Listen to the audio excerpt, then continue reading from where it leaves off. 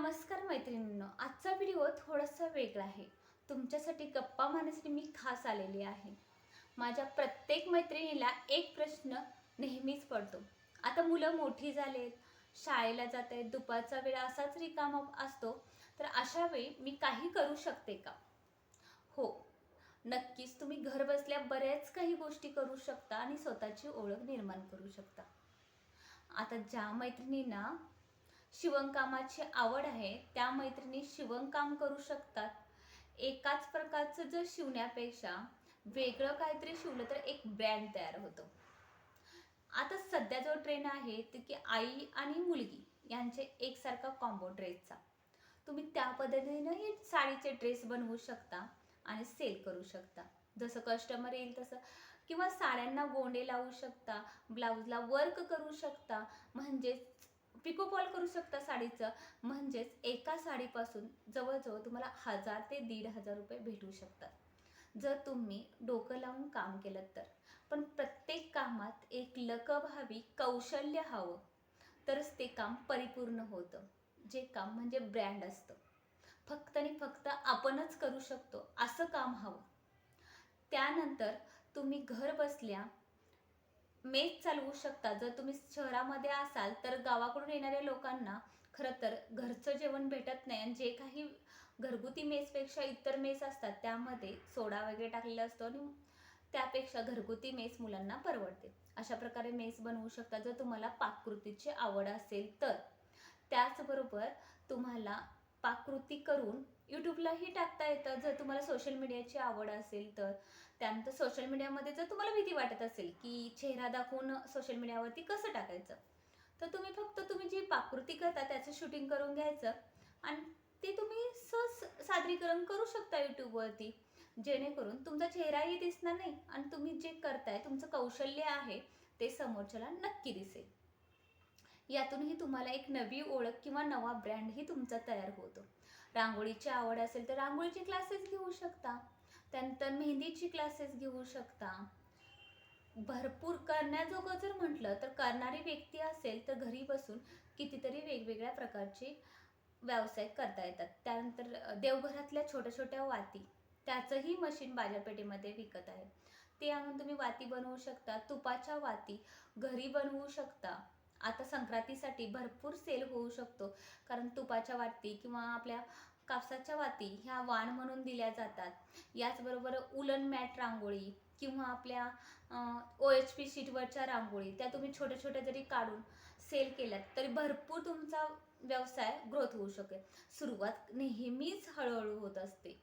सुरुवात कधीच फास्ट होत नाही, आणि कोणतीही गोष्ट फास्टमध्ये पुढे गेली तर तितक्याच पद्धतीने ती मागे येत असते. एवढं मात्र लक्षात ठेवा, आपल्याला हळूहळू प्रगती करायची आहे. त्यामुळे तुमच्याकडे संयम हा हवाच कोणतीही गोष्ट करतात. आता उलन मॅट रांगोळीच्या वेगवेगळे साचे किंवा वेगवेगळ्या रांगोळ्या तुम्ही करून त्याही संक्रांतीसाठी जर सेल केल्या तर त्यातून तुमचा ब्रँड निर्माण होईल.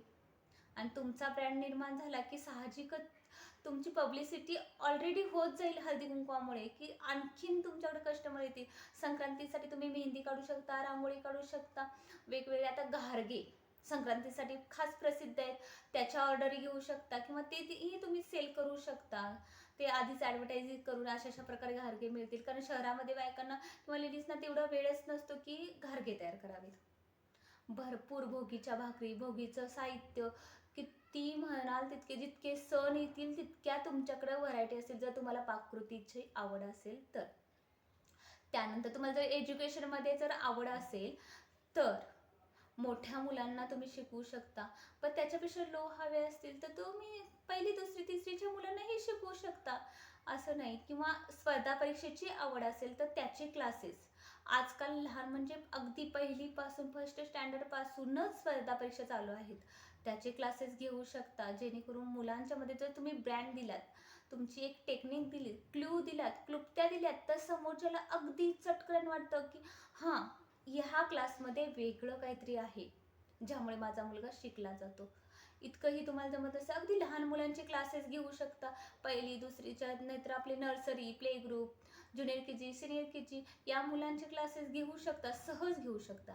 आध्यात्मिकाची आवड असेल तर तुम्ही संस्कार वर्गही चालवू शकता.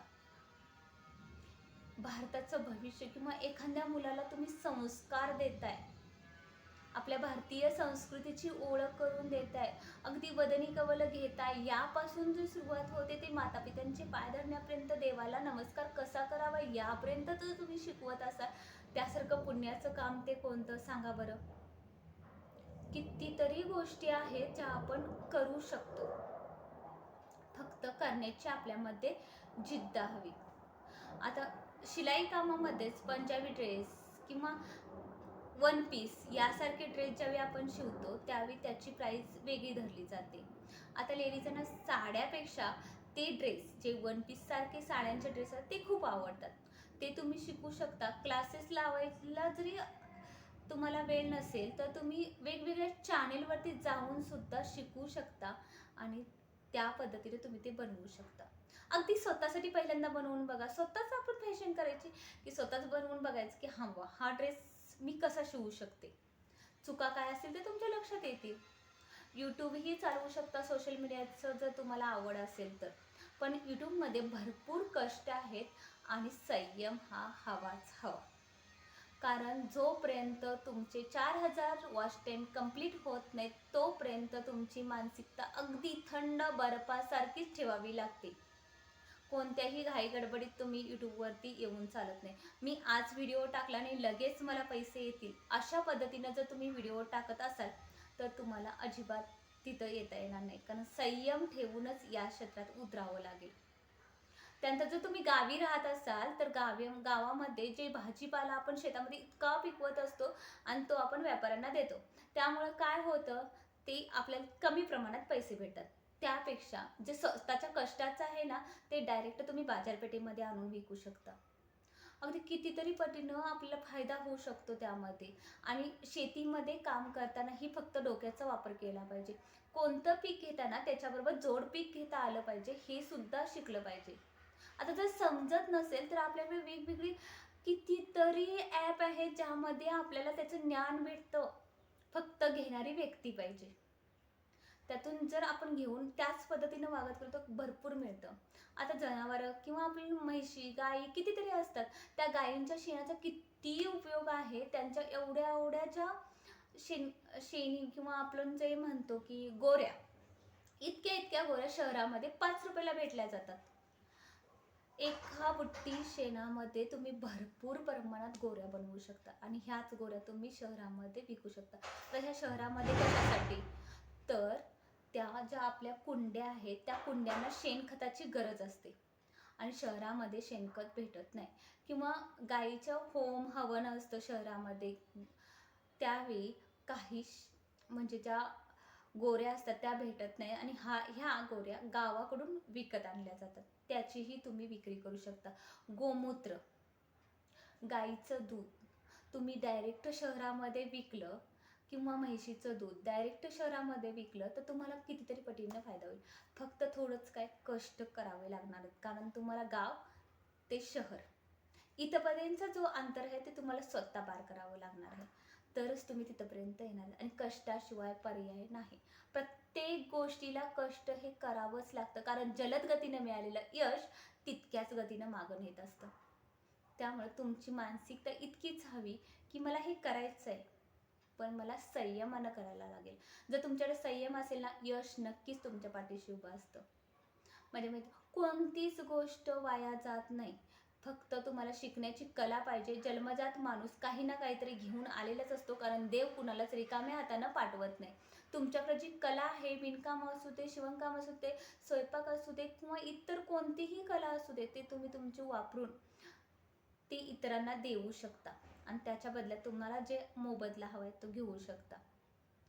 तर आजचा हा व्हिडिओ तुम्हाला आवडला असेल किंवा पटला असेल तर एक लाईक नक्की करा. किंवा अजून काही तुम्हाला कोणत्या विषयावरती व्हिडिओ बघायला आवडेल हे मला कमेंटमध्ये नक्की सांगा. मी नक्कीच तुम्हाला त्या पद्धतीनं सजेशन देण्याचा प्रयत्न